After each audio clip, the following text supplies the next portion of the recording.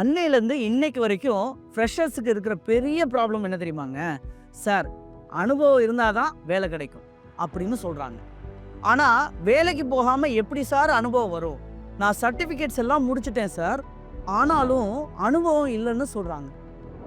இன்டர்வியூவில் ரிஜெக்ட் பண்ணுறாங்க. என்ன செய்கிறதுனே தெரியல சார். அப்படின்னா கம்பெனிஸ் என்னதாங்க எக்ஸ்பெக்ட் பண்ணுறாங்க? இந்த கொஷின் உங்களுக்குள்ள இருக்கா? நீங்கள் வேலைக்கு போகாமலேயே எப்படி அனுபவத்தை உருவாக்க முடியுங்கிறத நான் சொல்கிறேன் உங்களுக்கு. நான் ஐடியில் இருக்கும்போது என் மேனேஜர் என்னை கூப்பிட்டு எப்படி ஹையர் பண்ணணும்னு எனக்கு சொல்லி கொடுத்தாருங்க. அந்த விஷயத்த இன்னைக்கு நான் உங்க கூட ஷேர் பண்ண போகிறேன். உதாரணத்துக்கு, ஆற்றுல மூழ்கிறவங்கள காப்பாற்றுறதுக்காக ரெஸ்கியூ ஆப்ரேஷன் பண்ணுற ரோலுக்கு நாம் இன்டர்வியூ பண்ணுறோம்னு வச்சுக்குவோமே.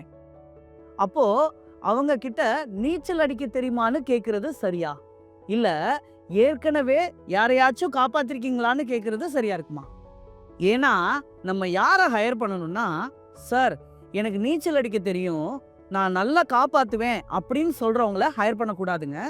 அதுக்கு பதில நான் ஆல்ரெடி காப்பாத்திருக்கேன் அப்படின்னு சொல்றாங்க பாத்தீங்களா, அவங்கள தான் ஹையர் பண்ணணும். Because only he is ready for job. இதுதாங்க என் மேனேஜர் எனக்கு சொல்லி கொடுத்தது. எக்ஸ்பீரியன்ஸ் இருக்கிறவங்கள தான் ஹையர் பண்ணணும்னு. இப்போ உங்களுக்கு தோணலாம், சார் எனக்கு தான் எக்ஸ்பீரியன்ஸ் இல்லையே. நீங்க மட்டும் இல்லைங்க, இங்க நிறைய பேர் எக்ஸ்பீரியன்ஸ்னு சொல்றத கொஞ்சம் தவறா புரிஞ்சுக்கிறாங்க. அவங்க ஆல்ரெடி காப்பாத்தின எக்ஸ்பீரியன்ஸ் இருக்கான்னு மட்டும்தான் பாக்குறாங்களே தவிர, ரெஸ்கியூ ஆப்ரேஷன் நடத்துற கம்பெனில ஒர்க் பண்ணிருக்கியான்னு யாருமே கேட்கல. உதாரணத்துக்கு, நான் தான் உங்களை இன்டர்வியூ பண்றேன்னு வச்சுக்கோங்களேன். நான் உங்ககிட்ட கேட்குறேன், நீங்க யாரையாச்சும் காப்பாத்திருக்கீங்களான்னு.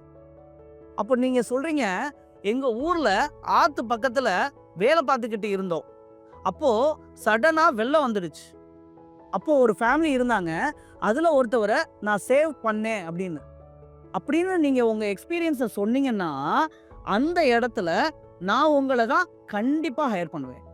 Because you have that experience. அதே மாதிரி தாங்க ஐடிக்கும். அப்போ உங்களுக்கே கேள்வி வரும், அது எப்படி சார் பாசிபிள்? உங்களுக்கு நான் என் வாழ்க்கையில நடந்த ஒரு சம்பவத்தையே உதாரணமா சொல்றேன். நான் எந்த ஒரு ஜாபுக்கும் அப்ளை பண்ணதே இல்லை, ஆனா பெரிய பெரிய கம்பெனிஸ்ல வேலை பார்க்குற வாய்ப்பு கிடைச்சிச்சு. நான் 15 வருஷத்துக்கு முன்னாடி கூகுள் உதவியோட தாங்க கோடிங் கத்துக்கிட்டேன். சின்ன சின்ன ப்ராஜெக்ட்ஸ் எல்லாம் செஞ்சுக்கிட்டே இருந்தேன். எங்க ஏரியால ஒரு லெண்டிங் கம்பெனி இருந்துச்சு. அதுக்கு ஒரு சாஃப்ட்வேர் வேணும்னு கேட்டாங்க.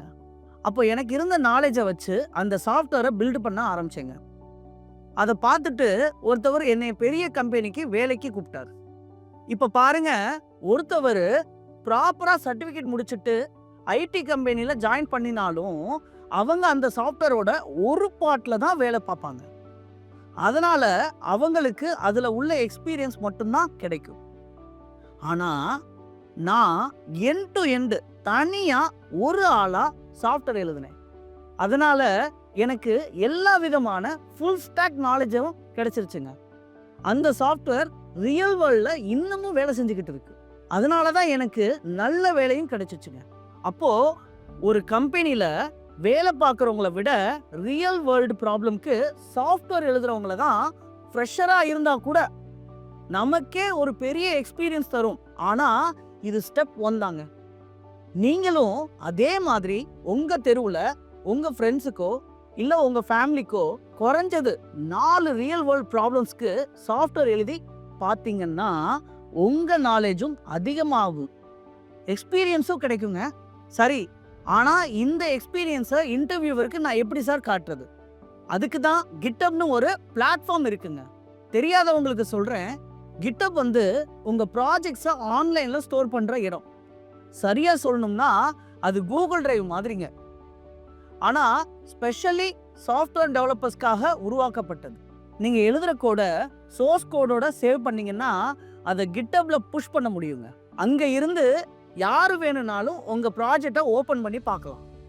இன்டர்வியூ வரும்போது இன்டர்வியூவர் உங்க ப்ராஜெக்டை ஓபன் பண்ணி பார்த்துட்டு அதுல கொஸ்டின் கேட்பார். அப்ப நீங்க உங்க எக்ஸ்பீரியன்ஸை கிளியரா எக்ஸ்பிளைன் பண்ண முடியும்.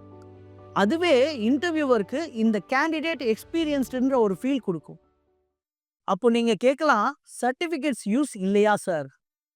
அதுக்கான என் பதில், சர்டிஃபிகேட் அப்படிங்கிறது ஸ்விம்மிங் தெரியும், ரெஸ்கியூ பண்ண முடியும் அப்படின்றத சொல்ற மாதிரி. ஆனா கிட்டப் ப்ராஜெக்ட்டுங்கிறது நான் ஆல்ரெடி ஸ்விம்மிங் பண்ணியிருக்கேன், ஸ்விம் பண்ணி ஒருத்தவரை காப்பாத்திருக்கேன்ற ஒரு ப்ரூஃப் காட்டுற மாதிரிங்க. அதுவே உங்க உண்மையான எக்ஸ்பீரியன்ஸ். நான் எப்போதுமே கிட்டப் ப்ராஜெக்ட்டும் அவங்களுடைய ஸ்கில்லை வச்சு தாங்க வேலைக்கு ஆள் எடுப்பேன், அவங்களுடைய சர்டிஃபிகேட்டை மட்டும் வச்சு கிடையாது. ஒருவேளை உங்ககிட்ட ரெண்டுமே இருந்துச்சுன்னு வச்சுக்கோங்களேன், அது ரொம்ப பவர்ஃபுல்லான காம்பினேஷனுங்க.